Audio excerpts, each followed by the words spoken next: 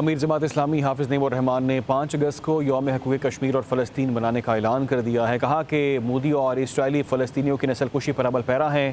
مصر Rafah crossing کو نہیں کھول رہا، غزہ میں ہمارے بچے شہید ہو رہے ہیں۔ مسلم دنیا کے حکمران بات نہیں کر رہے تو کوئی حل نکل سکے۔ حافظ نعیم الرحمان نے کہا کہ ہم پاک افواج کے ساتھ غزہ کے معاملے پر شانہ بشانہ کھڑے ہوں گے۔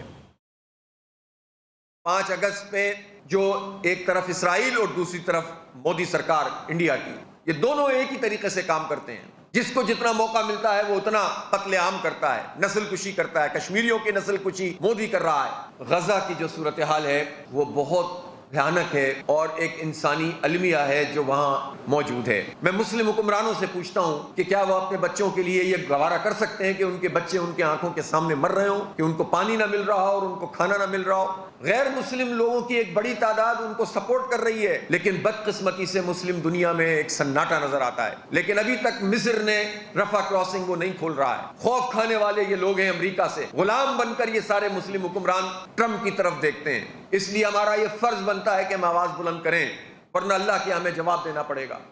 امیر جماعت اسلامی حافظ نعیم الرحمان نے 5 اگست کو یوم حقوق کشمیر اور فلسطین منانے کا اعلان کر دیا ہے۔ کہا کہ مودی اور اسرائیلی فلسطینیوں کی نسل کشی پر عمل پیرا ہیں۔ مصر رفح کراسنگ کو نہیں کھول رہا، غزہ میں ہمارے بچے شہید ہو رہے ہیں۔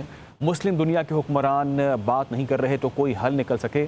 حافظ نعیم الرحمان نے کہا کہ ہم پاک افواج کے ساتھ غزہ کے معاملے پر شانہ بشانہ کھڑے ہوں گے۔ 5 اگست پہ جو ایک طرف اسرائیل اور دوسری طرف مودی سرکار انڈیا کی، یہ دونوں ایک ہی طریقے سے کام کرتے ہیں۔ جس کو جتنا موقع ملتا ہے وہ اتنا قتل عام کرتا ہے، نسل کشی کرتا ہے۔ کشمیریوں کی نسل کشی مودی کر رہا ہے۔ غزہ کی جو صورتحال ہے وہ بہت بھیانک ہے اور ایک انسانی المیہ ہے جو وہاں موجود ہے۔ میں مسلم حکمرانوں سے پوچھتا ہوں کہ کیا وہ اپنے بچوں کے لیے یہ گوارا کر سکتے ہیں کہ ان کے بچے ان کے آنکھوں کے سامنے مر رہے ہوں، کہ ان کو پانی نہ مل رہا ہو اور ان کو کھانا نہ مل رہا ہو۔ غیر مسلم لوگوں کی ایک بڑی تعداد ان کو سپورٹ کر رہی ہے، لیکن بدقسمتی سے مسلم دنیا میں ایک سناٹا نظر آتا ہے۔ لیکن ابھی تک مصر نے رفح کراسنگ کو نہیں کھول رہا ہے۔ خوف کھانے والے یہ لوگ ہیں امریکہ سے، غلام بن کر یہ سارے مسلم حکمران ٹرمپ کی طرف دیکھتے ہیں۔ اس لیے ہمارا یہ فرض بنتا ہے کہ ہم آواز بلند کریں، ورنہ اللہ کے ہمیں جواب دینا پڑے گا۔ امیر جماعت اسلامی حافظ نعیم الرحمان نے 5 اگست کو یوم حقوق کشمیر اور فلسطین منانے کا اعلان کر دیا ہے۔ کہا کہ مودی اور اسرائیلی فلسطینیوں کی نسل کشی پر عمل پیرا ہیں۔ مصر رفح کراسنگ کو نہیں کھول رہا، غزہ میں ہمارے بچے شہید ہو رہے ہیں۔ مسلم دنیا کے حکمران بات نہیں کر رہے تو کوئی حل نکل سکے۔ حافظ نعیم الرحمان نے کہا کہ ہم پاک افواج کے ساتھ غزہ کے معاملے پر شانہ بشانہ کھڑے ہوں گے۔